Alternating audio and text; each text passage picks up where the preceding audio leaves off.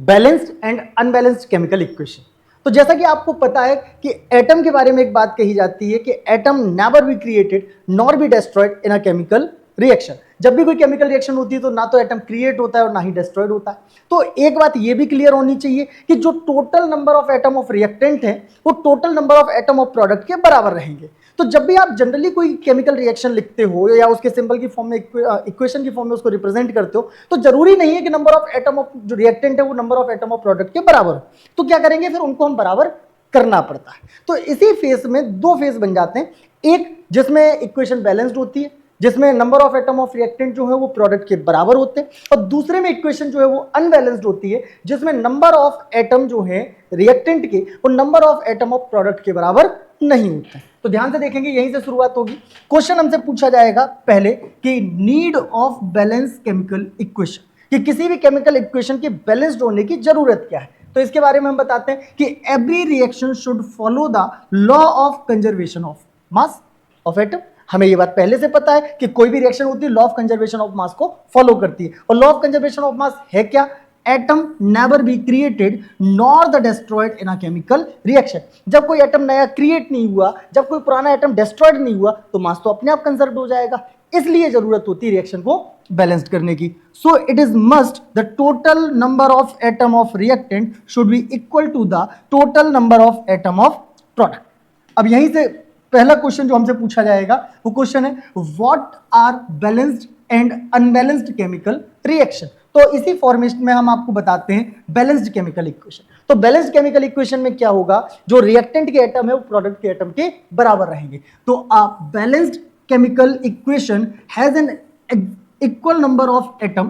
पूरा देखिए क्या बताया मैंने आपको, a balanced chemical equation has N equal number of atom of different elements in the reactants and product. मतलब क्या कि अगर रिएक्शन बैलेंस्ड है तो उसमें जो रिएक्टेंट के जो एटम है, जो डिफरेंट एटम है, वो एक दूसरे के बराबर रहे। जैसे कि यहां पर गौर से देखिए, अगर हम रिएक्टेंट साइड देखें तो रिएक्टेंट साइड जिंक एटम कितना है, यहां पर 1, तो रिएक्टेंट में हमने मेंशन किया 1। यहां प्रोडक्ट में भी देखिए तो प्रोडक्ट साइड भी जिंक कितना है, ओनली 1। यहां पर गौर करते हैं हाइड्रोजन की ओर, तो कितने हाइड्रोजन है, 2। यहां कितने हाइड्रोजन है, 2। यहां पर कितने सल्फर है, 1। यहां कितने सल्फर है, 1। यहां कितने ऑक्सीजन है, 4। और यहां कितने ऑक्सीजन है, 4। अगर आप गौर से देखें तो आपके हाइड्रोजन, जिंक, सल्फर, ऑक्सीजन सारे एटम रिएक्टेंट और प्रोडक्ट में सेम है। तो हम कह सकते हैं कि ये एक बैलेंस्ड केमिकल इक्वेशन है। अगर बात करें अनबैलेंस्ड की तो यहां क्या है, जनरली उल्टा कर दीजिए बस, बिल्कुल इसी के अपोजिट। क्या हो जाएगा कि रिएक्टेंट के जो टोटल एटम होंगे वो प्रोडक्ट के टोटल एटम के बराबर नहीं होंगे। तो an unbalanced chemical equation has an unequal number of atom. क्या बता, unequal number of atom of one और more element in the reactant and product. Reactant और प्रोडक्ट के जो एटम है वो एक दूसरे के बराबर नहीं होंगे। Hydrogen react with oxygen to form water can be represented in the form of chemical equation, कि अगर हम हाइड्रोजन को ऑक्सीजन से रिएक्ट करवाते हैं तो वाटर बनता है। और इक्वेशन क्या रहेगी, H2 + O2 गिव्स H2O। और अगर यहां गौर से देखिए, वैसे यहां ये जरूरत नहीं है 2H2O की, चूंकि अनबैलेंस्ड है तो इसको हम जनरली सीधा सीधा रिप्रेजेंट करते हैं। तो H2 + O2 गिव्स H2O।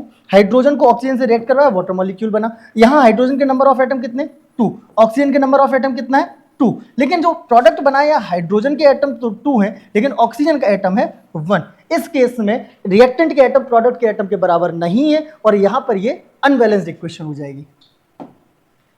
बहुत काम की बात, ध्यान रखिएगा, बहुत काम की बात है। तो क्या बता रहे हैं, matter can neither be created nor be destroyed in a chemical reaction. Sir इसमें क्या, ये तो पहले से जानते थे, बहुत अच्छी बात है अगर आप जानते थे। दिस मीन, इसका मतलब क्या है, तो इसका मतलब होता है the total mass of reactant must be equal to the total mass of the product. अगर हमारी इक्वेशन बैलेंस्ड है तो रिएक्टेंट के एटम प्रोडक्ट के एटम के बराबर होंगे, और अगर रिएक्टेंट के एटम प्रोडक्ट के एटम के बराबर होंगे तो उनके मास जो होंगे वो भी बराबर होंगे। दैट मीन्स रिएक्टेंट का टोटल मास प्रोडक्ट के टोटल मास के इक्वल होगा।